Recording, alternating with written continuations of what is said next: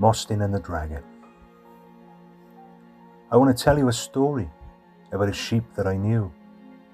He lived in the valleys of Wales. I swear this story is true. His name was Mostyn Jones. He was a most sociable soul, until one sunny day when he went and fell down a hole. He'd been grazing on the hillside, upon the valley wall, then out of the blue it seemed he took his famous fall. Where once there was sunshine, darkness now prevailed.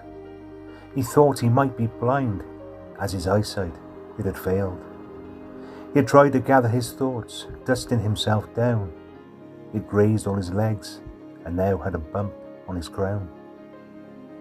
He found himself in a tunnel deep down underground. He could hear a distant noise, a deep guttural sound. Working his way through the darkness, Mostyn followed his ears, worrying about what lay ahead of him, filled with anxiety and fears. After what seemed like hours, he could see a flicker of light, an opening to a cavernous cave, and a view that would boggle his sight. There was the biggest red dragon, loudly singing rock and roll, with a voice that sounded like Elvis, a sound that touched his soul. Then their eyes did lock, and the dragon screamed like a girl, and in the blindest of panic, his guitar he was going to hurl. Mostyn couldn't quite believe it, as the dragon dived into his bed.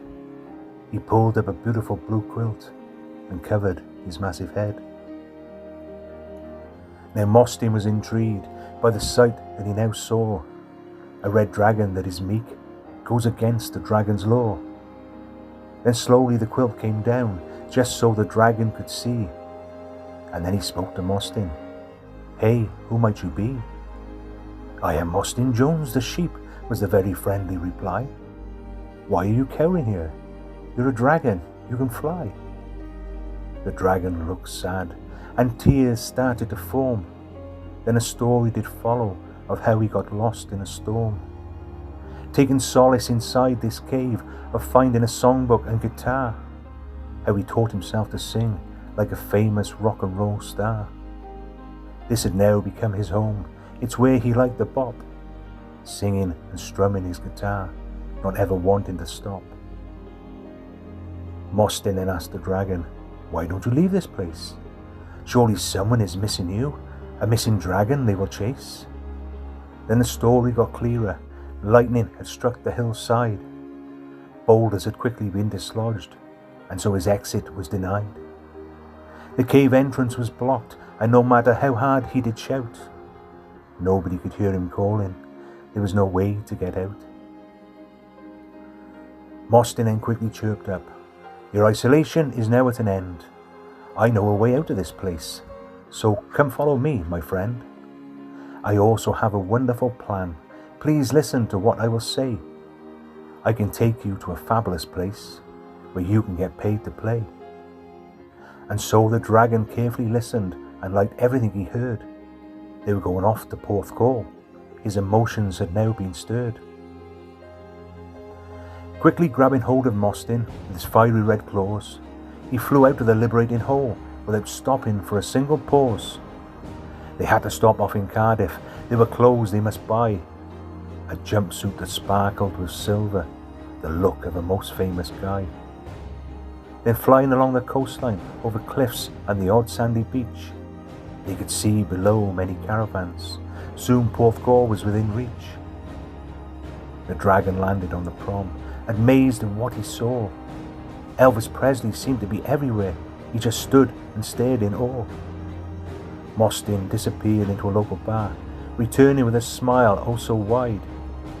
He had secured a spot for the dragon, singing in a pub called High Tide. Nervously the dragon took his place upon that waiting stage, and then he sang like his hero with the audience he did engage. They loved what they were seeing, a dragon that could really sing, and the way he swung his hips was just like the rock and roll king. Crowds did flock to hear him, many had to listen from outside. Mostyn looked up at his new friend, who filled him with such pride. Mostyn was tapped on the shoulder. Turning, he saw a happy face. It was an offer to sing at the pavilion, another stage for the dragon to grace. And so it was that very night the dragon topped the bill. Mostyn thought back to that moment when he was grazing on the hill. Such a contrast to what once was and to what it came to be. How, having been stuck in a hole, Mostyn was a sheep now free. Smiling, he watched his new friend, who was singing from the heart. He was happy to have helped the trapped dragon, who soon would top the chart. And that's where it ends, this story that came from the valleys and vales. They bought a caravan in Treacle Bay so they can live overlooking the coast of Wales. The end.